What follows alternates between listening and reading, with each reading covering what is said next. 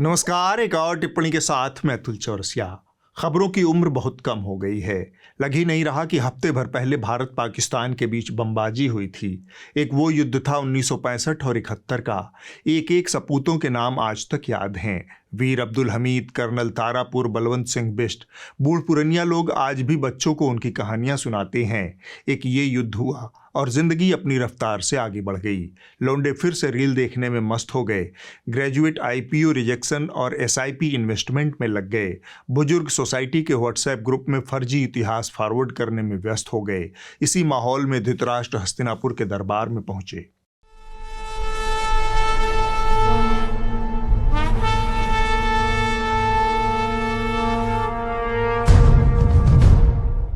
धृतराष्ट्र के मन में बेचैनी थी। एक बार फिर से आर्यावर्त ने पाकिस्तान पर चढ़ाई कर दी थी। इसके बाद हालात बहुत खराब हो गए थे।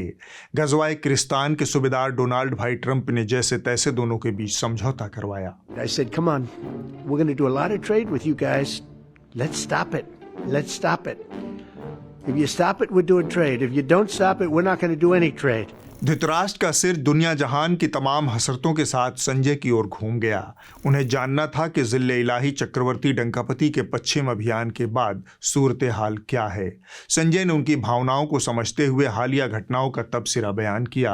आर्यावर्त में दो धुरंधर फिल्मी लिखाड़ हुए महाराज, दोनों के नाम है सलीम जावेद। एक दौर में दोनों ने साथ मिलकर एक से बढ़कर एक फिल्मी डायलॉग लिखे, सब के सब सुपर डुपर हिट।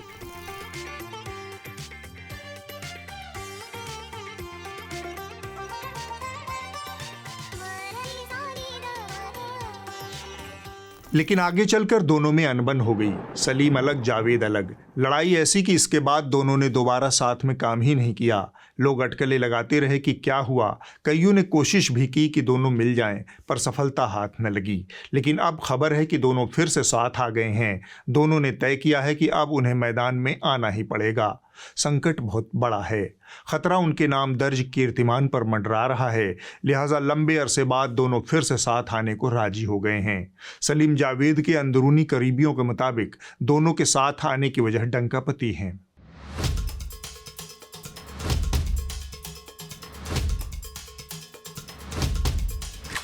धृतराष्ट्र को संजय की इस गहन जानकारी भरी बात में बड़ा रस मिल रहा था। इसलिए वो बड़ी एकाग्रता और संयम से कनपटी संजय की ओर लगाए हुए थे।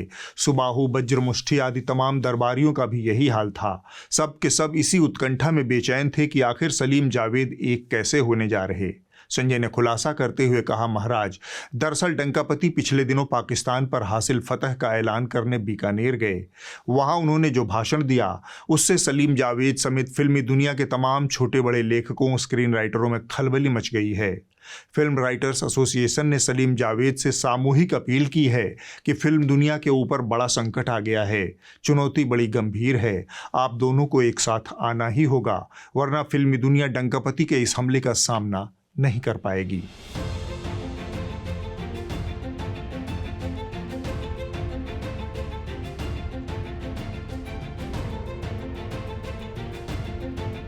धृतराष्ट्र थोड़ा संशय में पड़ गए।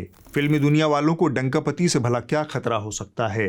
अपने संशय को संजय के सामने रखते हुए उन्होंने पूछा, क्या आप डंकापति फिल्मी डायलॉग भी मारने लगे हैं? संजय ने जवाब में कहा, थोड़ा सा अमिताभ बच्चन तो डंकापति के अंदर है महाराज। दरअसल महाराज, डंकापति ने बीकानेर में जो भाषण दिया उसमें एक आध नहीं, अनगिनत पंचलाइनें हैं। दसियों सुपरहिट फिल्मों की संभावना दबी है। डंकापति के डायलॉग तो खैर कहने ही क्या। लग ही नहीं रहा था कि आर्यावर्त के वजीर आजम बोल रहे हैं। ऐसा लगा कि गदर फिल्म के सनी देओल हैंडपंप उखाड़ने बीकानेर पहुंच गए हैं। ये कहकर संजय ने डंकापति के ओजस्वी डायलॉगबाजी का एक वृत्त चित्र प्रस्तुत कर दिया। जो सिंदूर मिटाने निकले थे उन्हें मिट्टी में मिलाया है। जो हिंदुस्तान का लहू बहाते थे आज कतरे कतरे का हिसाब चुकाया है।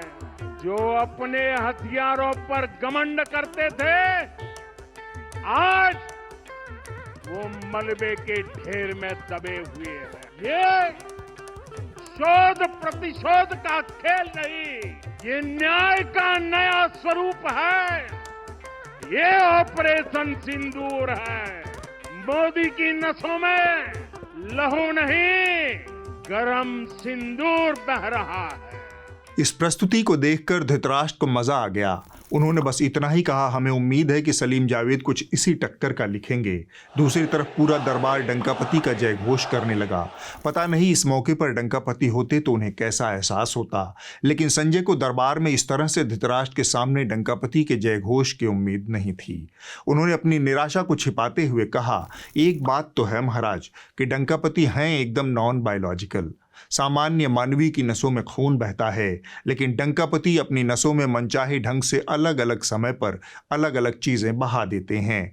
बिना दैवीय शक्ति के ऐसा करना संभव नहीं है। मेरे सांसों सांस में लोकतंत्र है, क्योंकि बीइंग ए गुजराती मेरे ब्लड में कॉमर्स है, मेरे ब्लड में मनी होता है। भारत की बिन सांप्रदायिकता की ताकत इतनी जोरदार है और ये हमारी रगों में है, सिर्फ संविधान में नहीं, हमारी रगों में है। संजय जारी थे। इस समय डंकापति के शिराओं में सिंदूर बह रहा है। बिना चमत्कार के यह संभव नहीं है महाराज। नश्वर मनुष्य के नसों में पहुंचकर सिंदूर पूरा सिस्टम जाम कर देगा, जीवन मृत्यु का सवाल बन जाएगा। पर डंकापति के लिए नहीं।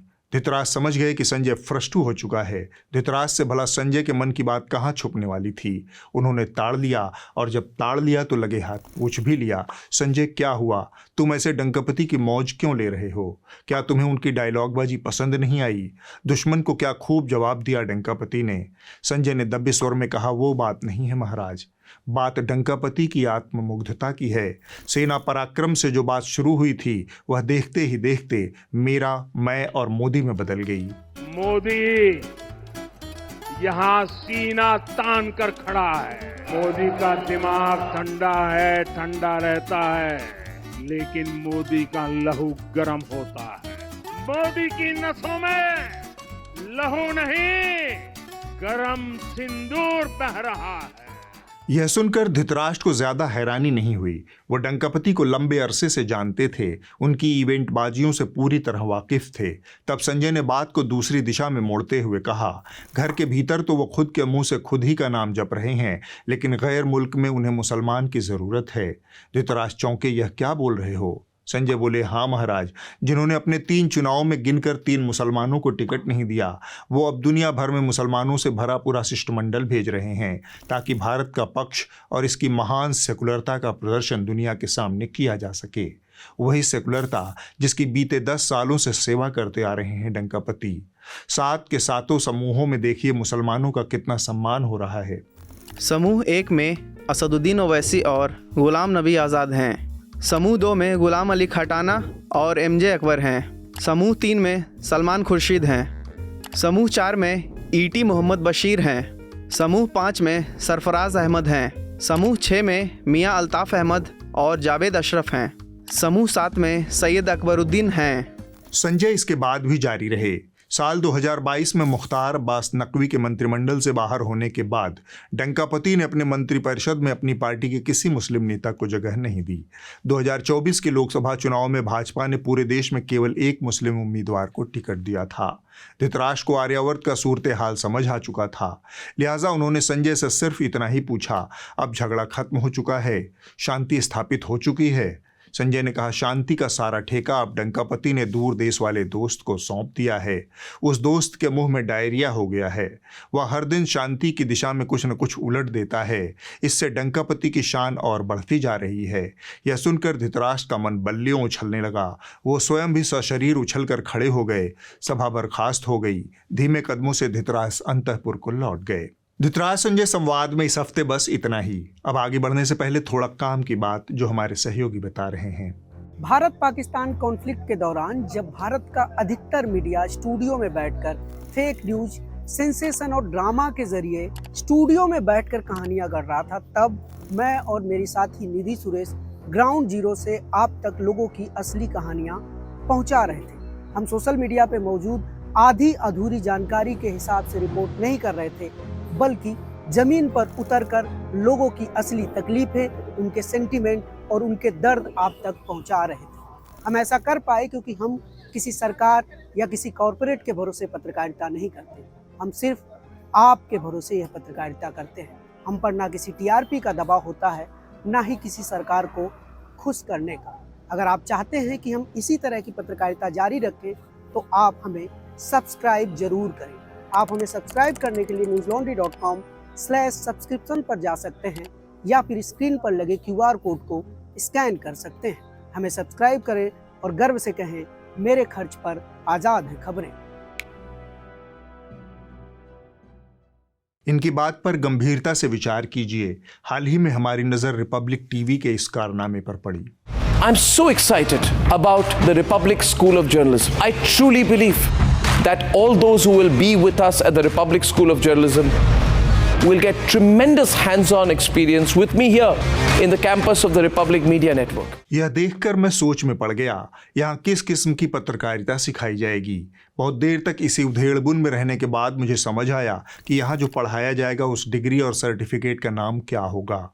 फिर ये कुछ नाम मेरे दिमाग में आए, सोचा आपसे साझा कर दूं। तो पहला कोर्स जो रिपब्लिक टीवी के पत्रकारिता विद्यालय में पढ़ाया जा सकता है वो है बैचलर इन फिदाइन जर्नलिज्म।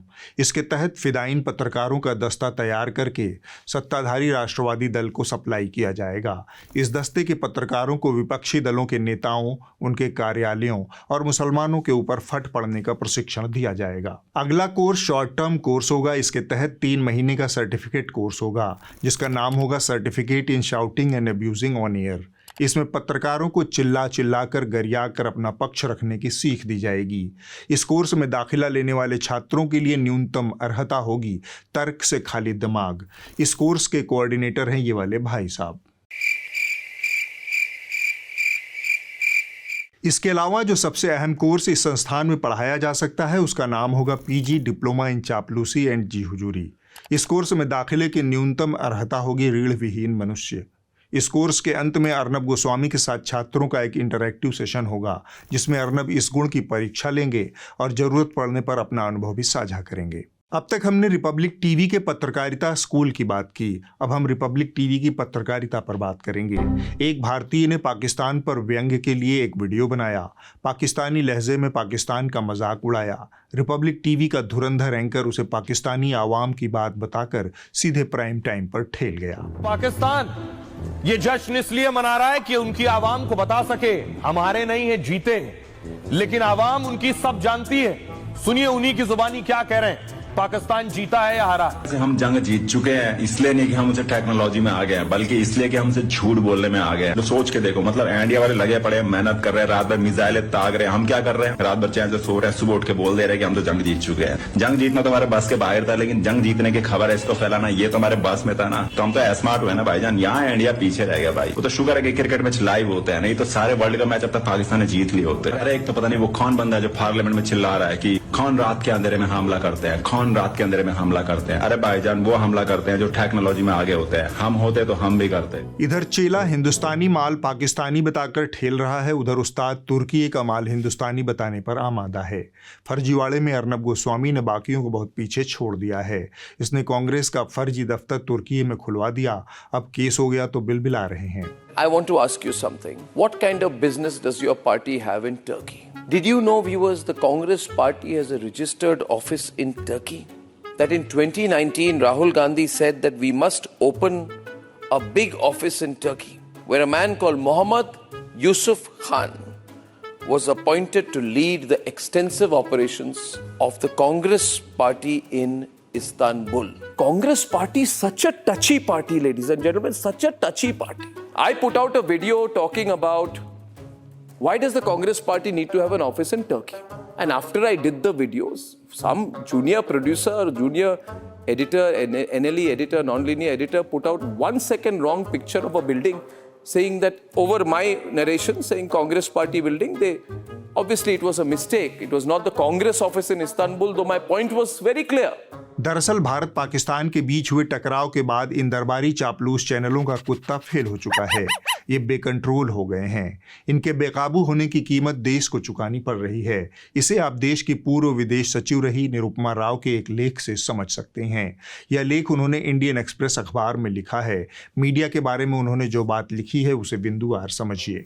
उनका पहला पॉइंट था कि भारत पाकिस्तान के बीच टकराव के दौरान भारतीय समाचार चैनल अति राष्ट्रवादी और अतिरंजित थे, यानी सत्य से दूर और हर चीज को बढ़ा चढ़ा कर बता और दिखा रहे थे। उनका दूसरा पॉइंट था था कि चैनलों ने इस अतिरंजना और अतिशयोक्ति के जरिए एक समानांतर सच का निर्माण कर लिया था। यह समानांतर सच वैश्विक समझदारी और उम्मीदों के एकदम खिलाफ था, यानी एक किस्म का छद्म सच जो कि वास्तविकता से बहुत दूर था। तीसरा बिंदु है कि चैनलों के इस हल्ला बोल रवैये के शोरगुल में भारत सरकार का आधिकारिक पक्ष दब कर रह गया। इससे भारत की वैश्विक छवि को बहुत नुकसान पहुंचा। अपने लेख में निरुपमा राव सरकार की कारगर और प्रभावी संवाद कायम कर पाने में विफलता की ओर इशारा करती हैं। मसलन आपस में तालमेल के साथ समन्वित संदेश देने का अभाव और तयशुदा वक्त पर ब्रीफिंग नहीं करना इसमें सबसे अहम रहा।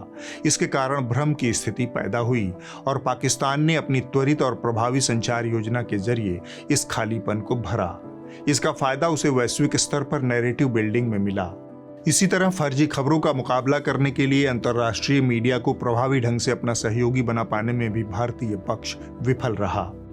निरुपमा राव अपने लंबे विदेश सेवा के अनुभव के आधार पर यह सब लिख रही थी। इसे इस तरह से समझिए कि भारत ने पाकिस्तान के साथ टकराव शुरू होते ही बड़ी संख्या में पाकिस्तानी यूट्यूबर, मीडिया और एक्स हैंडल्स को ब्लॉक कर दिया, जबकि पाकिस्तान में भारत का मीडिया पूरी तरह से उपलब्ध रहा। उन्होंने भारतीय मीडिया के खटकर्मों को काट छांट कर उसे फैलाया और उसके झूठ को आधार बनाकर अपनी बात को वाजिब ठहराया। इसी तरह उन्होंने भारत के विदेश सचिव विक्रम मिस्री, विंग कमांडर व्योमिका सिंह और कर्नल सोफिया कुरैशी की प्रेस कॉन्फ्रेंस का भी मनचाहा इस्तेमाल किया, जबकि भारतीय मीडिया के पास पाकिस्तानी डीजीएमओ की प्रेस कॉन्फ्रेंस की एक्सेस तक नहीं थी। इससे एक किस्म का कम्युनिकेशन गैप पैदा हुआ। इस गैप का इस्तेमाल पाकिस्तानी और विदेशी मीडिया ने जमकर किया। भारत के नजरिए से एक बात और बड़ी अहम है। जब भारत ये दावा करता है कि वह दुनिया की चौथी बड़ी अर्थव्यवस्था है, तब वह मीडिया के साथ इतना असुरक्षित और दुराग्रहपूर्ण व्यवहार नहीं कर सकता। इससे उसका मीडिया के प्रति दुश्मनी वाला रवैया और हिला हुआ कॉन्फिडेंस दिखता है। जो विश्वगुरु के दावे करे उससे व्यवहार भी उसी तरह से करना चाहिए। नतीजा यह हुआ कि दुनिया भर के देशों ने भारत पाकिस्तान के इस टकराव में साफ साफ भारत का साथ नहीं दिया, बल्कि उन्होंने पाकिस्तान को बराबरी के साथ रख कर तौला। ऐसा लगा कि पाकिस्तान पीड़ित है, जबकि हमला पहले पहलगाम में हुआ था और भारत पीड़ित था पाक समर्थित आतंकवाद का। यह एक लाइन की बात दुनिया को समझा पाने में भारत विफल रहा। अब हम आगे बढ़ते हैं। ऑपरेशन सिंदूर जल्द ही निपट गया। भारत और पाकिस्तान के बीच संघर्ष के दौरान फर्जी खबरें फैलाने वाले लश्कर नोएडा को आगे भी टीआरपी का मसाला मिलता रहे, इसका जुगाड़ ज्योति मल्होत्रा ने किया। ज्योति मल्होत्रा ने खबरिया चैनलों को भारत, पाकिस्तान और जासूसी का एक रसदार टॉपिक मुहैया करवाया। हरियाणा के हिसार से इस वक्त की एक बड़ी खबर आ रही है। आपको बता दें कि पाकिस्तान के लिए जासूसी करने वाली एक महिला यूट्यूबर को हरियाणा पुलिस ने गिरफ्तार किया है। आपको बता दें कि पाकिस्तान के लिए जासूसी का आरोप जिन पर लगा है उसका नाम है ज्योति मल्होत्रा। ये कहानी है एक यूट्यूबर ज्योति मल्होत्रा की, जिसे पाकिस्तान के लिए जासूसी करने के संदेह में गिरफ्तार किया गया है। ज्योति हरियाणा के हिसार जिले की रहने वाली हैं। इसके साथ अन्य 11 लोगों को भी जासूसी के आरोप में पंजाब, हरियाणा और उत्तर प्रदेश के अलग अलग इलाकों से गिरफ्तार किया गया है। इस मामले की जांच अभी जारी है, लेकिन हर बार की तरह धुआं उठने से पहले ही आग लगाने वाले टीवी मीडिया ने इस बार भी जांच एजेंसियों को पीछे छोड़ दिया, बिल्कुल वैसे ही जैसे इसने 8 मई की रात को भारतीय सेना को पीछे छोड़ दिया था। तब फर्जीवाड़े का सहारा था, अब कॉन्स्पिरेसी थियरी है। पहलगाम गई थी वो, और ठीक उसी जगह गई जहां पर अप्रैल में आतंकियों ने हमला किया था। क्या ज्योति पहलगाम के रिजॉर्ट की रेकी करने गई थी? क्या ज्योति की जानकारियों से आतंकियों को हमला करने में मदद मिली? ऐसा लगता है कि ज्योति ने सबूत मिटाने की काफी कोशिश की है, लेकिन वीडियोस उसके पाकिस्तानी प्रेम का सबूत दे रहे हैं। मार्च के महीने में वो पाकिस्तान जाती है और अप्रैल के महीने में 22 अप्रैल को पहलगाम का हमला होता है। खुफिया जानकारी ये पाकिस्तान भेज रही थी दर्शकों भारत का, एक एक जगह पर पहुंची है और भारत की इंफॉर्मेशन इसने पहुंचाई।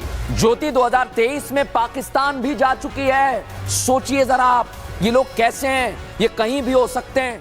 जासूसी के इस सनसनीखेज मामले ने हुड़कचुल्लू एंकराओं को मनगढ़ंत कॉन्स्पिरेसी थियरी फैलाने का मौका दे दिया। मीडिया की अनाप शनाप कवरेज को जांच की दिशा भटकाने वाला कदम मानकर उस पर लगाम लगाने के लिए हिसार पुलिस ने एक प्रेस रिलीज जारी किया। इस प्रेस रिलीज में पुलिस ने कहा कि जांच के दौरान प्रिंट, इलेक्ट्रॉनिक और सोशल मीडिया पर बहुत सी तथ्यहीन खबरें चल रही हैं। तथ्यहीन खबरें न सिर्फ जांच को प्रभावित करती हैं, बल्कि ऐसे मामलों में सीधे तौर पर राष्ट्रीय सुरक्षा को भी प्रभावित करती हैं। इसके बाद पुलिस ने मीडिया पर फैलाई जा रही अफवाहों का बिंदुवार खंडन किया। पहली अफवाह यह थी। 34 साल की ज्योति मल्होत्रा पर आरोप है कि वो 2 बार पाकिस्तान गई है, 1 बार चीन गई है और 22 अप्रैल को हुए पहलगाम हमले से पहले वो कश्मीर और लद्दाख भी गई और उसने भारत से जुड़ी संवेदनशील जानकारियां ISI को सौंपी। एक के बाद एक जानकारी ये पाकिस्तानी एम्बेसी को, पाकिस्तानी अफसरों को देने लगी। किस लिए? ताकि ये पॉपुलर हो जाए। आरोप यह है कि यूट्यूबर ज्योति मल्होत्रा भी पाकिस्तानी उच्चायोग के एक ऑफिसर दानिश अली के जरिए पाकिस्तान की खुफिया एजेंसी PIO यानी पाकिस्तान इंटेलिजेंस प्राइवेसी उसके संपर्क में आई थी। वो पाकिस्तान हाई कमीशन तो गई थी वीजा के लिए, लेकिन फिर वो दानिश और अली हसन के साथ मिलकर जासूसी करने लगी। ज्योति ने इतना तो मान लिया कि वो पाकिस्तानी खुफिया एजेंसियों के संपर्क में थी और पाकिस्तान को सीक्रेट इंफॉर्मेशन देती थी। हिसार पुलिस के मुताबिक आरोपी की किसी भी सैन्य या रक्षा रणनीतिक ठिकाने तक पहुंच होने के बारे में कोई भी जानकारी अभी तक सामने नहीं आई है। दूसरी अफवाह यह थी। ज्योति मल्होत्रा के जासूसी कांड का एक और सबूत सामने आया है। यह सबूत एक डायरी है जो पाकिस्तान टूर से लौटने के बाद खुद ज्योति मल्होत्रा ने लिखी थी। जी न्यूज के हाथ ज्योति मल्होत्रा की डायरी भी लगी है और इस डायरी में उसने गिरफ्तारी के बाद अपने परिवार के नाम एक संदेश लिखा था। तो ये जो डायरी मिली है, अब इसकी भी जांच की जा रही है।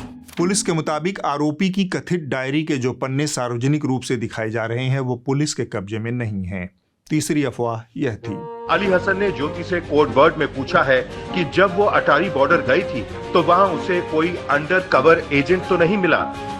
हसन पूछता है, जब आप गए थे अटारी, वहाँ प्रोटोकॉल किस किस को मिला था? ज्योति जवाब देती है, किसको मिला? मुझे तो मिला नहीं। हमेशा आप खुश रहो, आप हमेशा हंसते खेलते रहो, जीवन में कभी कोई गम नहीं आएगा आपके। इस बात पर ज्योति एक हंसने वाले इमोजी से रिप्लाई करती है और लिखती है कि तो फिर मेरी शादी पाकिस्तान में करवा दो। ये सब चल रहा था ज्योति और अली हसन और वहां के जो एजेंट्स थे उनके बीच में। पुलिस के अनुसार उनके द्वारा जब्त उपकरणों को जांच के लिए फॉरेंसिक लैब भेजा गया है, जहां विश्लेषण जारी है। अभी तक विश्लेषण का परिणाम हिसार पुलिस को नहीं मिला है। आरोपी के व्हाट्सएप के बारे में अभी कुछ भी टिप्पणी नहीं की जा सकती। चौथी अफवाह यह थी। Thailand, Dubai, Nepal, Bhutan, Indonesia, यहाँ तक कि पाकिस्तान और चीन भी आरोप है कि इन सब जगहों की ट्रिप फंड कर रहे थे पाकिस्तान में बैठे एजेंट्स। पुलिस के मुताबिक आरोपी के 4 बैंक अकाउंट्स का गहनता से विश्लेषण जारी है। पैसे के लेन देन के बारे में अभी कोई टिप्पणी नहीं की जा सकती।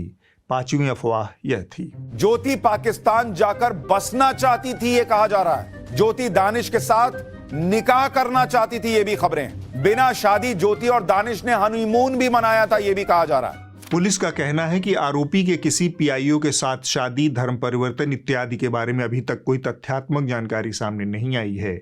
छठी अफवाह यह थी। पहलगाम हमले से पहले ये महिला पाकिस्तान गई थी। ऑपरेशन सिंदूर के दौरान ये पाकिस्तानी उच्चायोग जो दिल्ली में है उसके लगातार संपर्क में थी। पता लगा कि ज्योति ने ऑपरेशन सिंदूर के दौरान पाकिस्तान को इंफॉर्मेशन दी थी। जब हमारी फौज पाकिस्तान को करारा जवाब दे रही थी, उस वक्त ज्योति मल्होत्रा पाकिस्तान हाई कमीशन में तैनात दानिश को बता रही थी कि हिसार में पाकिस्तानी हमले से बचने के लिए क्या क्या तैयारी हो रही है।